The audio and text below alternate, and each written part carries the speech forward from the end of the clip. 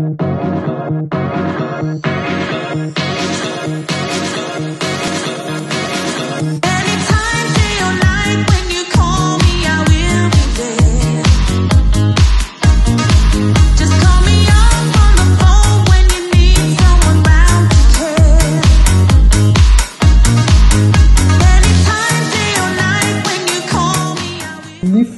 اندوسکوپیک پیشونی سابپریوستال لیفتینگ، همونجوری که میبینید فاصله ابرو با موژه ها و با لبه پلک در عکس قبل از عمل و چروک خود پلک و دیگه نیازی به عمل خود پلک وجود نداره.